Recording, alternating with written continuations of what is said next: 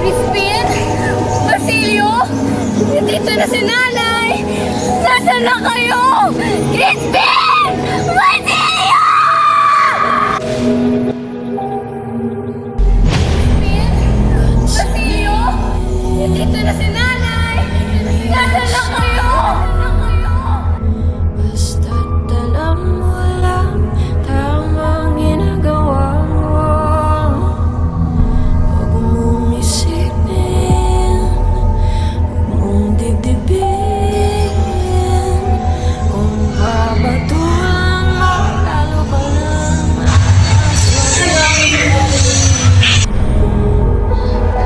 Nanay!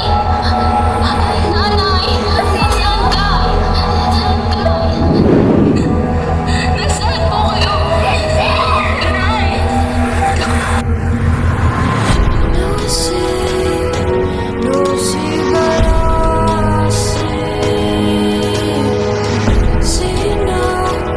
Sino ba sila?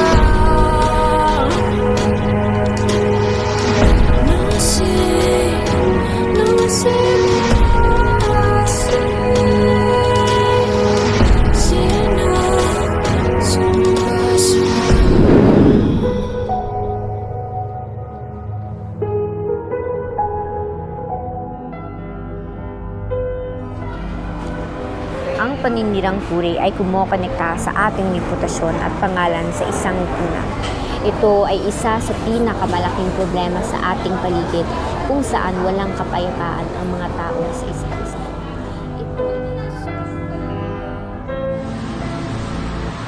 Anong ginagawa ng isang brad dito? Maruming babae.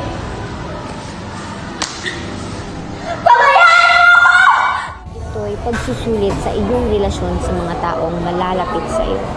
Ito ay isang pagsubok na karamihan sa mga tao ay nabigong malampasan dahil ito ang sumisira ng iyong buong pagkatao.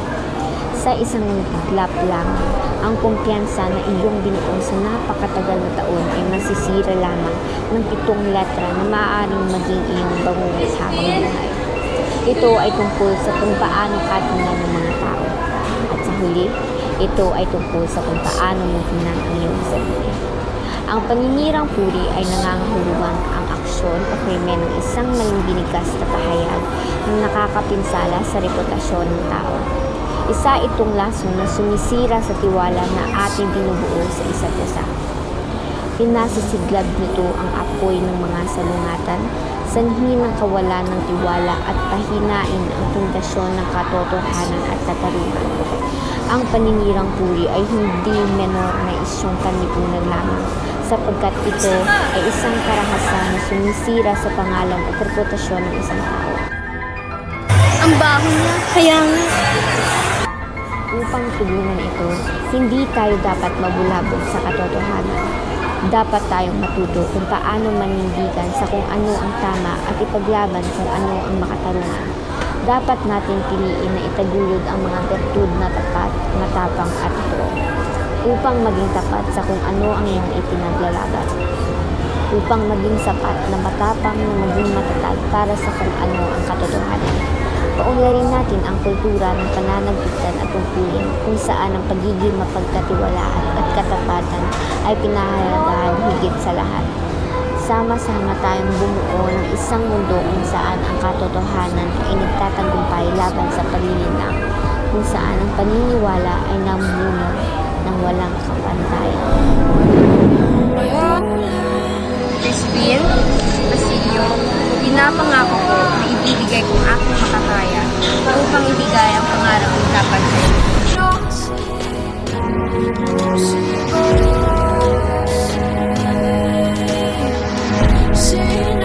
Mahal na Amang Diyos, ako ay may kababaang loob na lumalapit sa iyo ngayong upang ipagdasal ang mga nakikibahagi sa paninirang puri. Naway makatagpo sila ng kaliwanagan at pag-unawa at naway maatig ang kanilang mga puso ng habang at empatiya. Bigyan sila ng karunungan na kilalanin ang pansalang dulot ng kanilang mga salita at ang lakas na loob na piliin ang kabaitan at katotohanan sa halip tulungan silang makita ang halaga ng pagpapasigla sa iba sa halip na sirain sila. Mangyaring gabayan ng mga nagpapakalat ng mapanirang salita na umuukay sa kanilang patungo sa landas ng katuwiran at eternidad. Naway mapuspos sila ng pagmamahal at pag-unawa at naway gamitin nila ang kanilang salita upang bigyang inspirasyon at pagsiglahin ang mga nakapaligid sa kanila. Sa iyong walang hanggang karunungan, Amang Diyos, patnubayan mo silang upang maunawaan ang mga kahihintanan ng kanilang mga aksyon at kapangyarihang taglay nila sa kanilang salita. Tulungan silang matanto at kapahalagahan ng paggamit ng kanilang boses para sa positibong pagbabago, pagbuo ng tulay ng pagkakaisa sa halip paghahati. Sa wakas, hinihiling ko ang iyong gabay at proteksyon sa lahat ng maaaring maapektuhan ng paninirang puri. Bigyan mo sila ng lakas at katatagan upang madaig ng masakit na salita at naway makatagpo sila ng aliw sa iyong pagmamahal at suporta. Amen. mercy.